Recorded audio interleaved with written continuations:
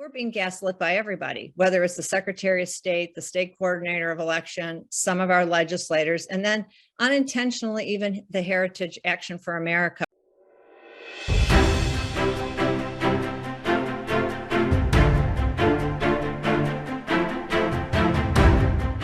Hello, everyone. I'm Brandon Lewis, founder of the Tennessee Conservative, Tennessee's largest conservative news alternative. Today, we are joined by Kathy Harms to discuss election integrity, specifically as it pertains to Tennessee. Kathy Harms is a 10-year resident of Williamson County. She's an ordinary citizen who has conducted detailed research regarding elections in her community and the state, working alongside statisticians, IT specialists, cybersecurity experts, and legislators. They have discovered that, despite good intentions, the current systems contain significant vulnerabilities. For Kathy and those she works with, elections are for the people, not for the state or special interest. Elections should be fair and transparent. Kathy says those in charge of these processes need to be reminded that the vote belongs to the people. Kathy, thank you for being here. Welcome to the program. Thank you, Brandon, for having me. Well, let's get right into it. While most people focus on the machines, it's all about the machines, but how an election is administered can affect the outcome significantly. Talk about what you have found regarding securing the voter rolls, administrative functions in Tennessee, and things that trouble you. Well, first of all, on the voter rolls, that is a subject we could do an entire show on. However, just suffice it to say that back when the Help America Vote Act was passed back in 2002, we have in essence begun the process of federalizing our elections. They forced us through that act to have a statewide database for voter rolls, that single database. And that has become a problem because they also put in rules and regulations with that Tennessee adopted that makes it much more difficult for us to remove people from voter rolls that shouldn't be there.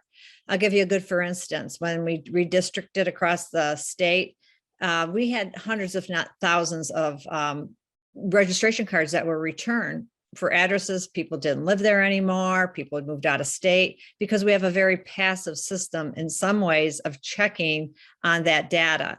And so we can have inflated voter rolls just in Williamson County between 9,000 and 14,000 people. And that's because of these passive systems in order to validate a voter. So that's one piece of it.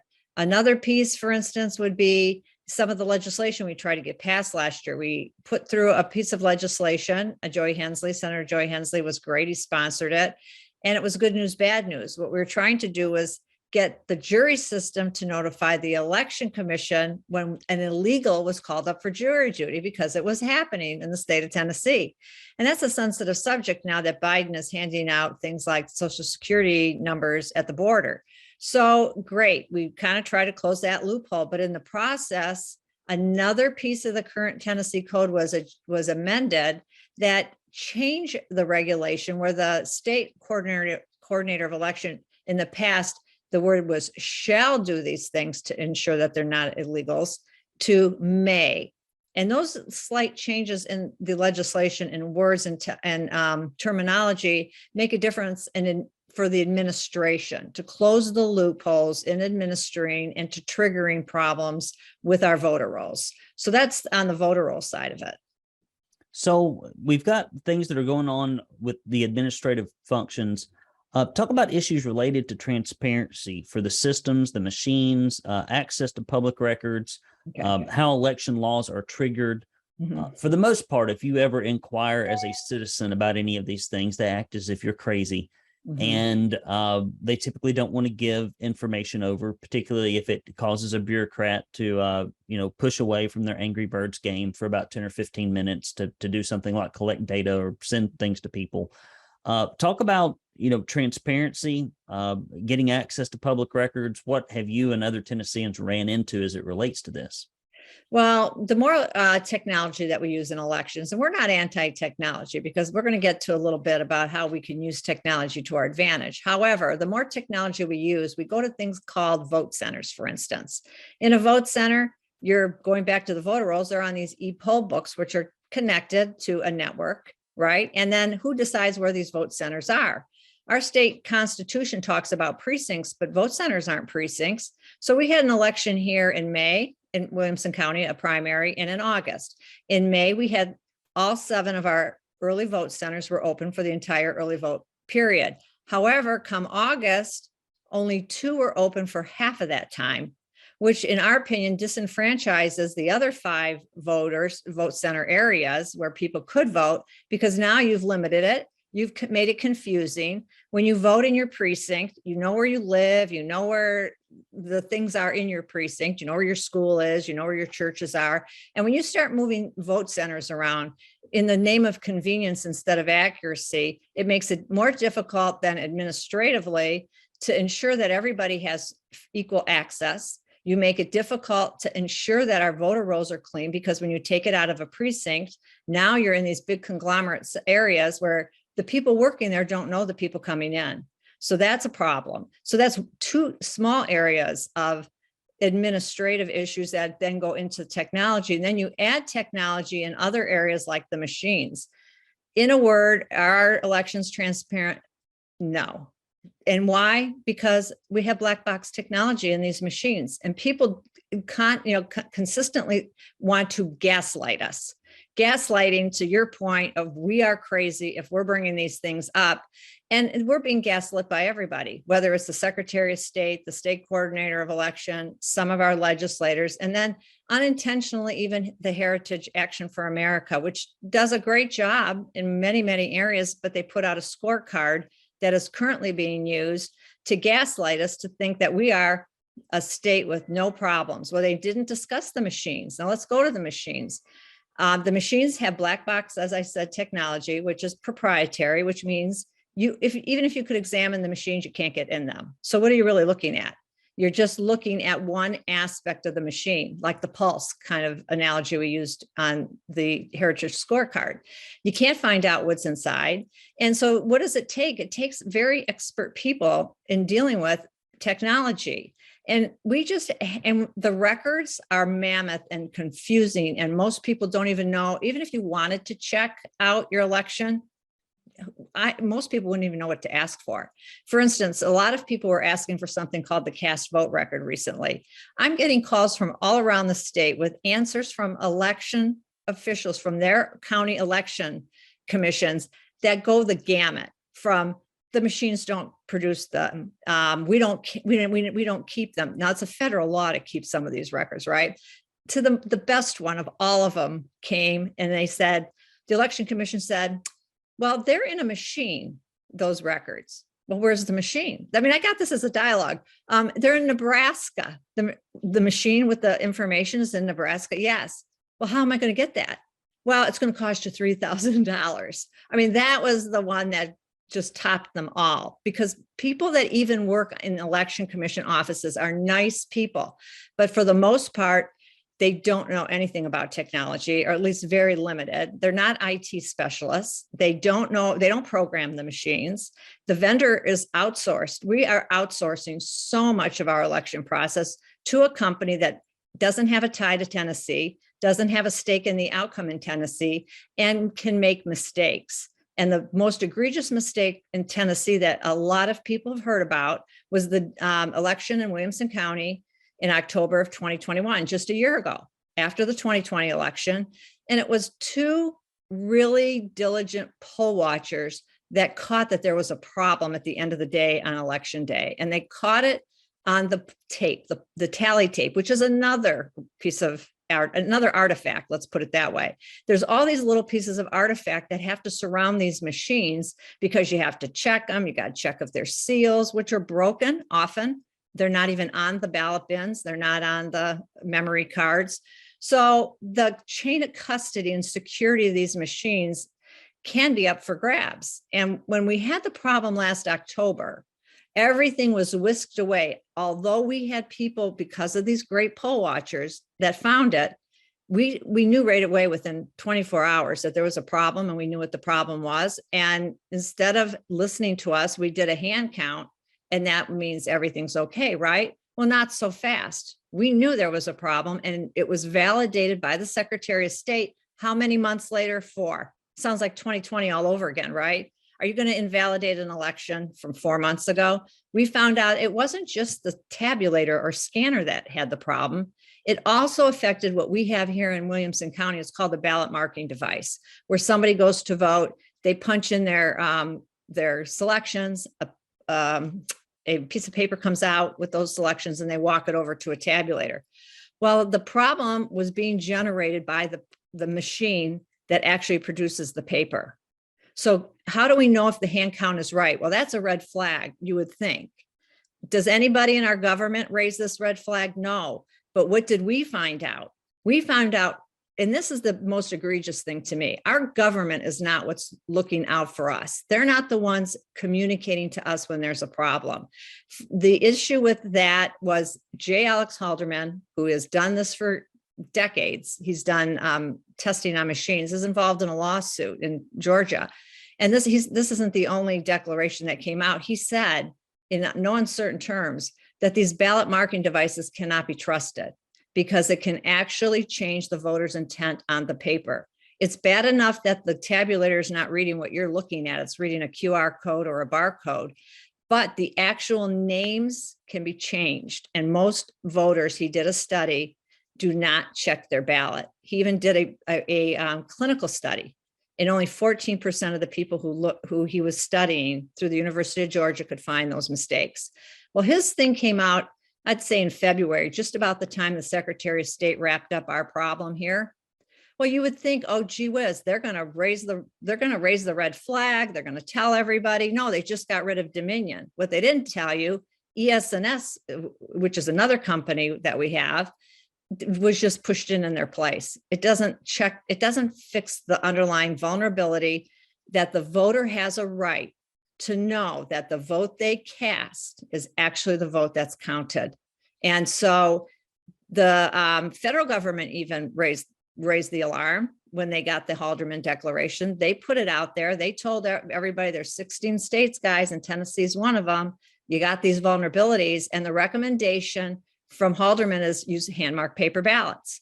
Oh my gosh, you're going to start everybody's hair on fire if you ask them for a hand-marked paper ballot. Oh my gosh, we can't do that. Well, that's what Halderman recommended. And there is no way to check and for a voter. And this is the most confusing things about transparency. First of all, the voter can't be sure if they've punched in, that paper comes out, even if it says, Brandon Lewis is who I voted for. When it goes into the machine to be counted, it's a QR code, and we're not doing 100% hand counts on most races. And some of these races are decided by like 11 points, not big, changes in the election. We had one here in May. It was decided by 11 points, and a clerical error lost 11 votes. While when it was challenged, they miraculously found those 11 votes. So no, nothing to see here. Keep it moving. It's just discouraging when people in Tennessee, good citizens that ask questions, are being told that they're not allowed to get the answers they're looking for. I went to an election commission meeting in Williamson County just a few days ago. People were allowed to ask a question or make a statement, but they were not allowed to get an answer. There was no discussion, it's a one-way street. And those election commissioners are not elected. That's the other major fault in all of this. People who run our elections are not elected themselves. Your election commissioners are appointed by your state legislature. We had somebody put back on the election commission just this last week. Nobody even knew that happened. So you can't even apply for that job because it's not transparent. The Secretary of State's not elected. The state coordinator of elections, he's not elected. Where do they get their jobs? They get their job from the legislature. They elect them. And so that takes the people out of the process. Just in order to have transparency, in order to move forward on change, it's been very, very difficult. But I can say it's very impressive how many people in the state of Tennessee in 95 counties have risen to the task, and they've done a good job on their own, finding the things that are going on in their county. They're just having difficulty getting anybody to listen to them. Guys, help support our work. Boy, this is a tough fight. It is a tough fight. We're out here telling you things that nobody else will tell you, and it does not make us popular with the powerful. Very difficult to get advertising. Even conservatives are afraid that they'd lose $1. How was it Ronald Reagan said? If you're afraid to basically put your money and put your mouth and put your business out there and your reputation out there for conservative principles, because you're afraid you're going to suffer some insignificant or minor or maybe even major reprisal from the government or your clients, etc., he said, it's like feeding the alligator and hoping it eats you last. Guys, we need your money. We need you to put your money where your mouth is. We have had some really good donations come in here lately, and we are starting to turn a corner here at the publication. It doesn't cost us money anymore, but there's not a lot of money in the account either.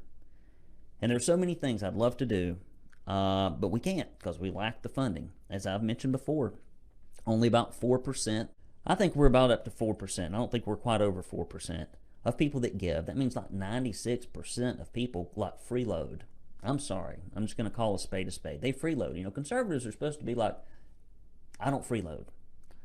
You pay your own way, work your own way through. We got some folks that freeload on the publication. I don't care if it's $5, $10. Every little bit helps. Please, please, please, please send your donations to TennesseeConservativeNews.com. You can also mail them. Mail them. We get lots of mail contributions.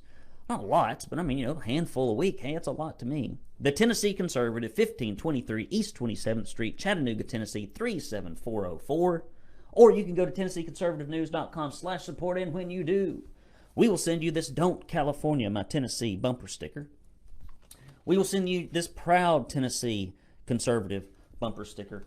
And if you give $50 or more, or a recurring donation of $10 or more a month, we will send you this Proud Tennessee Conservative tumbler. And I prayed over the entire box of these when they came in, and I pressed each one of these affectionately to my lips, because that's how much your donations mean to getting the word out there. And here, very soon, as they are official, and as soon as they get sworn in and they start doing their duties up there, we will send you this updated conservative directory. Not a conservative directory, it's just a directory of people. This directory of all your state reps, all your state senators. So you've got a lot of people that you're talking to right now. In your opinion, what is the number one solution or combination of solutions, if you could boil it down to like maybe 3 essential items that can bring real verifiable election integrity to Tennessee? And do we have any support from Republican leadership on this solution? The first solution would be to conduct your election with a hand-marked paper ballot that is secure, not just paper that it has to be paper that can be validated, because those machines have no markings on them. You got to be sure that the actual paper that's counted is the paper that was used in the election. So we want control numbers. We want counterfeit measures on them. And we want the people to be able to hand mark them. It will reduce the lines. It will reduce the cost. So that's number one, a hand marked paper ballot that you can see your choices and you mark it yourself. Then our number 2 would be to do a hand count based on those ballots. Go back to, and the only way to, or at least the best way to do that would be to go back to precinct voting, because in a precinct, we've done the studies. There aren't that many ballot types per precinct, maybe 1, maybe 2. But when you put them in vote centers, you could have 200 because you're consolidating the whole county. Go back to precincts where people live, where the poll workers know the voters, where the ballots, the voter rolls are not online. And if you vote in a precinct, you can hand count. We hand counted the election last October, and I was part of that hand count.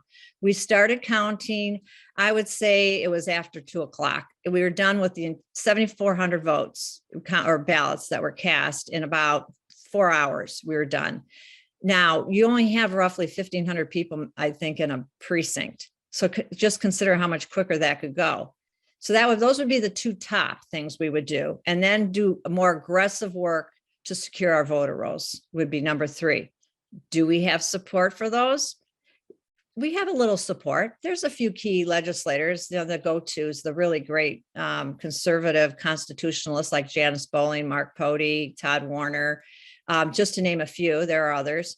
It's an uphill battle.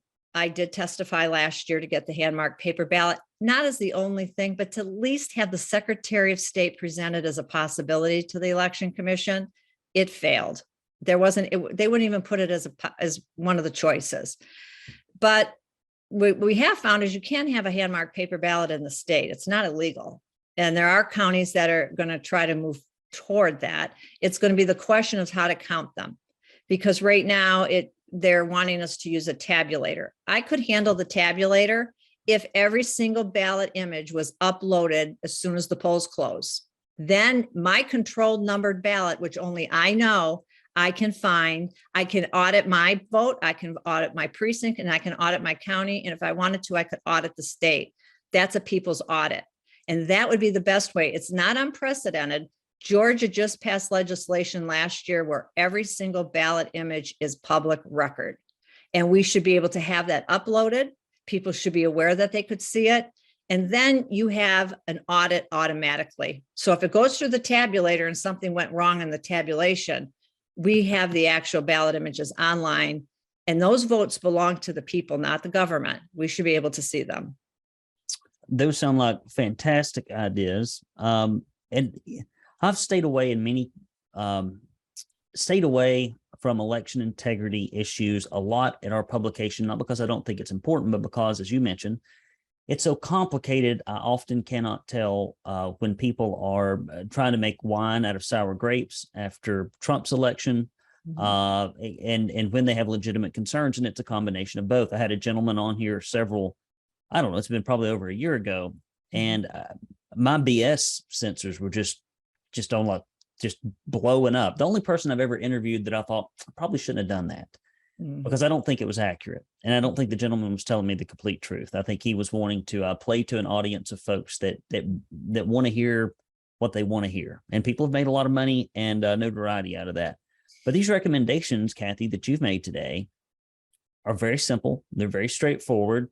They should not be altogether too expensive. But the issue is, you've got bureaucrats sitting in election commission offices and they hate change. And I've told people repeatedly that the biggest opponent that you have to election reform are the government employees that must conduct this, that, or the other, because they don't want anything to change, because they think everything is just fine. But I think those reforms that you mentioned are very straightforward and simple, and it would keep everyone accountable, and it would make everybody feel a lot better about the outcome of elections. And one thing that we have a problem with in Tennessee is we don't fix problems until we have them, or in some cases until we've had them so long, or a politician gets a black eye over it in the press. And we need to be more proactive. We need to lead more. So what do you think that grassroots conservatives and concerned Republicans need to do to help in this effort? Well, first of all, they have to get engaged. There's no white knight on a horse. This is a self-governing country, and we're forgetting that. I think we have outsourced, as citizens, our role and our responsibilities to bureaucrats and to legislators. We have to remember that we're a constitutional republic, and that's the sweet, sacred duty of liberty that we all can engage. So that's number one. Go to your election commission meetings, advocate for the things we're talking about here today. And I will tell you, there are a few counties that have already stood up and they are doing just that. And Murray County has done a great job of doing just that. Inform your election commissioners. I think they think that the Secretary of State is the last word. He is not. Your county is where you start. There is a petition circulating in a few counties. One of them is online, and it is a great petition. We have a petition that's out, and we are giving it to anybody who wants to circulate it in their county, that says these simple things. We do not want machines. You have an obligation from Article 4 and Article 5 of our state constitution gives us the right to fair and equal elections and precinct voting. It says nothing in there about voter centers. We don't want these things that you've given us.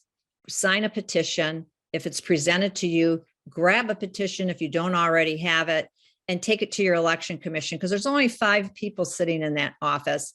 And even if you get 3 votes, you have to back those people up too, because they don't want to be in a situation where they put in these ballots and then the other side comes in and wants to spoil it and fills them all out poorly just to make a statement.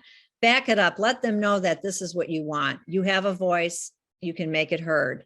And so I'd get a hold of one of these petitions, advocate for the ballot, get rid of the machines, want to see your ballots. You want to see your ballot after the election have them upload it, and then clean up our voter rolls, put in more proactive ways to make sure that, number one, we've authenticated the voter. Number two, we've authenticated the ballot. And number three, we've authenticated the count. Very simple. Other states are working on this. Let's let Tennessee be number one. Well, I think this is very good. If you would send us a copy, Kathy, of that petition or something similar, we will put it in this story as a link. So if you look at the podcast, if you look where this is posted, if you look on social media, you will see somewhere Jason will put that there so that you can get a link to that PDF or whatever it is. Kathy, thank you for your time today. I appreciate it very much. Thank you so much for covering this important subject, Brandon. All right, guys. Brandon Lewis here with the Tennessee Conservative News. If you like this, please do go to TennesseeConservativeNews.com and also search for Tennessee Conservative wherever you get your podcast. Give us a 5-star review. Forward this to your friend. It really helps. Until next time, it's BL signing off.